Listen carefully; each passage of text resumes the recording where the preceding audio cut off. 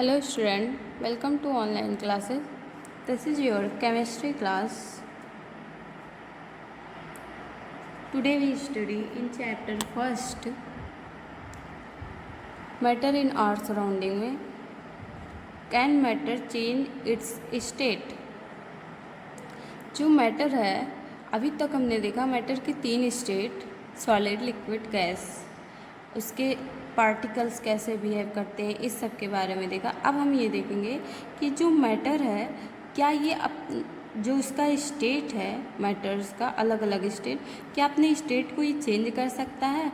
तो हाँ, जो मैटर है वो अपनी स्टेट को चेंज कर सकता है, मतलब सॉलिड से वो लिक्विड में और लिक्विड से गैस में वो चेंज हो सकता है, और फिर लिक्विड से सॉलिड में चेंज हो सकता है, गैस से लिक्विड में भी चेंज हो सकता है। तो ये जो चेंजेज हैं ये होते क्यों हैं? चेंज के लिए दो चीज़ें ज़रूरी होती हैं। फर्स्ट हमको रिक्वायरमेंट है, फर्स्ट बाय टेम्परेचर,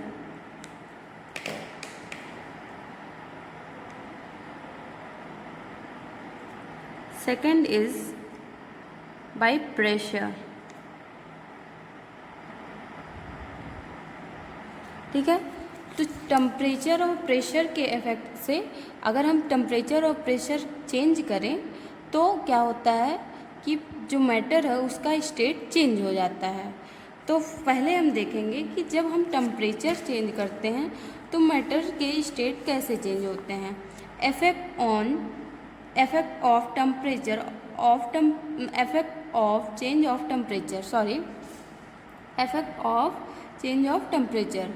तो इसमें हम देखेंगे कि जब हम टेम्परेचर को चेंज करते हैं किसी मैटर का तो उसका स्टेट कैसे चेंज होता है।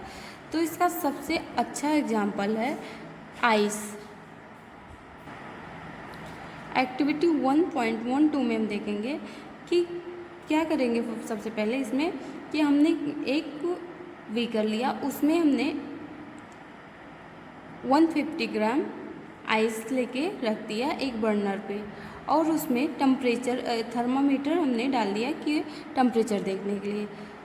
और 1.2 में देखते हैं कि जो हम क्या करते हैं, वाटर लेते हैं एक बीकर में और उसको बर्नर के ऊपर रख देते हैं, और उसमें भी हमने एक थर्मामीटर डाल दिया है। दोनों एक्टिविटी देखेंगे। तो जब हम इस आइस को टेम्परेचर देते हैं, हीट देते हैं, तो ये मेल्ट हो जाता है, वाटर में चेंज हो जाता है। यानी कि आइस क्या था, सॉलिड था, और जो वाटर है वो लिक्विड है। तो टेम्परेचर देने पे सॉलिड से लिक्विड में चेंज हो सकता है। ठीक है, ये हमको पता चल गया। जब हम टेम्परेचर देते हैं किसी भी सॉलिड को तो वो लिक्विड में चेंज हो जाता है।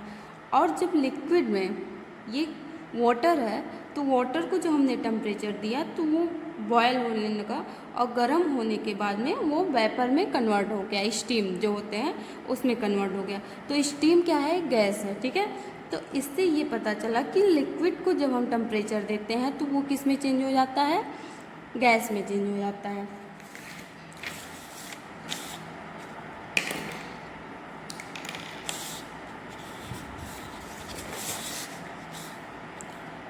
सॉलिड हमने हीट किया, ये हो गया लिक्विड। ठीक है, ऐसे ही जब हमने लिक्विड को हीट किया तो वो क्या बन गया, गैस में कन्वर्ट हो गया। ठीक है, तो स्टेट चेंज हो रहे हैं कि नहीं। जैसे ही हमने हीट मतलब कि यहाँ पे टेम्परेचर का इफेक्ट पड़ता है स्टेट पे। ठीक है, ऐसे ही हम देखेंगे अब आगे।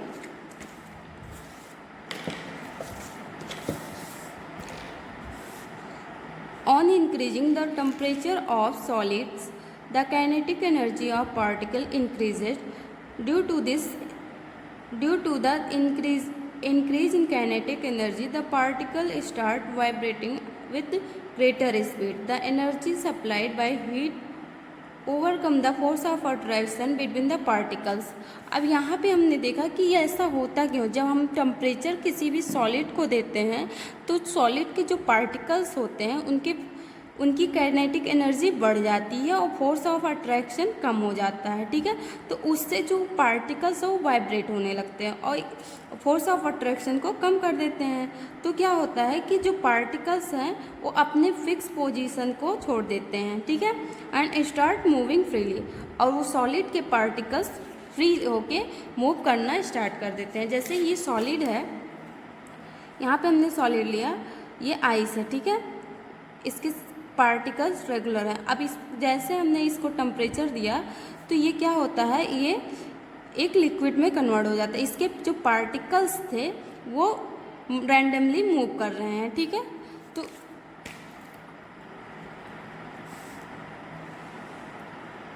a stage is reached when the solid melt and it convert into liquid, और ये स्टेज वहाँ तक पहुँच जाता है कि सॉलिड लिक्विड में कन्वर्ट हो जाता है। The minimum temperature at which a solid melt to become a liquid at atmosphere pressure is called melting point. Melting point हम उसे कहते हैं वह minimum temperature at which a solid melt become liquid at atmosphere, मतलब atmospheric pressure पे जब हम किसी सॉलिड को हीट देते हैं, मिनिमम से मिनिमम हीट, और वो मेल्ट हो जाता है लिक्विड में, तो उसे हम क्या कहते हैं, उसे हम बोलते हैं मेल्टिंग पॉइंट, ठीक है। The melting point of ice is 273.15 kelvin. जो मेल्टिंग पॉइंट होता है इसका वो इतना होता है, ठीक है। The process of melting that is the change of solid state into liquid is known as fusion। जो प्रोसेस होता है सॉलिड से लिक्विड में चेंज करने का उसे हम क्या कहते हैं, फ्यूजन कहते हैं, ठीक है।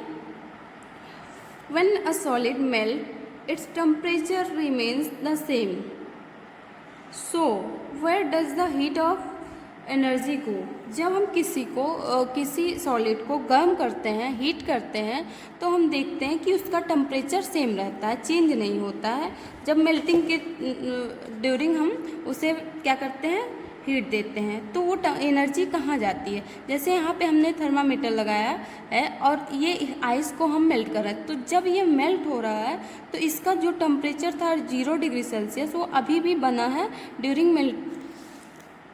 ड्यूरिंग जब ये मेल्ट हो रहा है। तो इसका टेम्परेचर कहाँ जा रहा है, इसका जो टेम्परेचर है, जो हमने यहाँ से टेम्परेचर दिया, वो आइस के जो पार्टिकल हैं उनको तोड़ने में, फोर्स ऑफ अट्रैक्शन को कम करने में वो टेम्परेचर जाता है, इसलिए वो हमको दिखाई नहीं देता, टेम्परेचर थर्मामीटर मेज़र नहीं करता। तो उस हीट को हम क्या कहते हैं, लेटेंट हीट कहते हैं। You must have observed during the experiment of melting, the temperature of the system does not change after the melting point is reached। जब तक melting point पे सॉलिड पहुँच नहीं जाता है तब तक क्या होता है, उसका टेम्परेचर बढ़ता नहीं है। This happens even though we continue to heat the beaker, that is we continue to supply heat. This heat gets used up in the changing the state by converging the force of attraction between the particles। ये जो heat दिया जाता है वो force of attraction को कम करने में उसके पार्टिकल्स जो होते हैं वो ऑब्जर्व कर लेते हैं, ठीक है। As this the heat energy is absorb by ice without showing any rise in temperature. Temperature को बढ़ते मतलब इंक्रीजिंग शो नहीं करता है, इसीलिए क्योंकि उसके पार्टिकल्स उस टेम्परेचर को ले लेते हैं, ठीक है।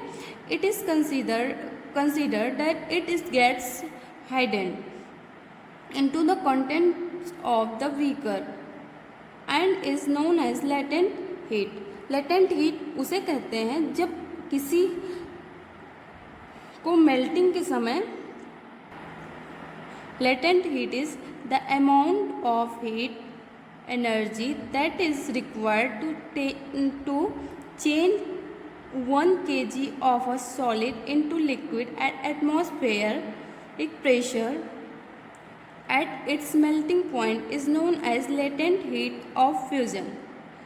तो हम क्या कहते हैं, latent heat किसे कहते हैं, वह अमाउंट ऑफ हीट रिक्वायरमेंट, मतलब 1 केजी सॉलिड को लिक्विड में चेंज करने के लिए जो हमको हीट की रिक्वायरमेंट होती है एट एटमॉस्फेरिक प्रेशर, उसे हम क्या कहते हैं, लेटेंट हीट कहते हैं। तो इसका डेफिनेशन ये हो गया, ठीक है, यहाँ तक। अब आगे हम देखेंगे, when we supply heat energy to water particle start moving faster. और जब हम हीट सप्लाई करते हैं वाटर को तो पार्टिकल्स तेज़ी से मूव करते हैं, ठीक है। अब यहाँ हम जैसे देखेंगे, ये बताया गया है इसमें, इस पूरे ओवरऑल में, कि जब सॉलिड को हीट किया गया तो लिक्विड में चेंज हुआ, और उसके बाद में लिक्विड को जो हमने टेम्परेचर दिया तो उसके पार्टिकल्स के फोर्स ऑफ अट्रैक्शन और कम हुए और एनर्जी उसकी बढ़ गई, तो वो गैस में चेंज हो गया, गैसियस स्टेट में, ठीक है। और जब हमने गैसियस स्टेट को कूल किया तो वो लिक्विड में चेंज हो गया, और लिक्विड को कूल करने पे वो सॉलिड में चेंज हो जाता है। इसका बेस्ट एग्जांपल वाटर है, कि वाटर को जब हम कूल करते हैं तो वो वेपर फॉर्म से हम जब कूल करते हैं तो वो लिक्विड में बनता है, और लिक्विड से जब हम उसको और कूल देते हैं, टेम्परेचर कम करते हैं, तो वो सॉलिड आइस के फॉर्म में चेंज हो जाता है। और यहाँ एक्टिविटी 1.13 में दिया गया है कि जो सॉलिड होता है उसको हम डायरेक्ट लिक्विड में, या लिक्विड से हम डायरेक्ट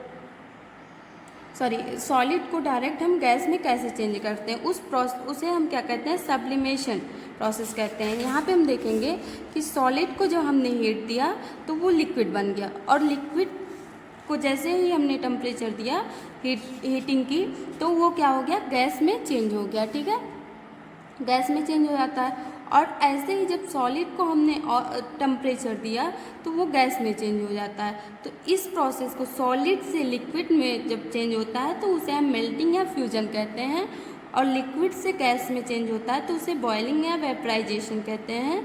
और जब सॉलिड से डायरेक्ट गैस में चेंज होता है तो उसे हम क्या बोलते हैं, सब्लिमेशन कहते हैं, ठीक है। आई होप आप लोग को समझ में आया होगा। Thank you students.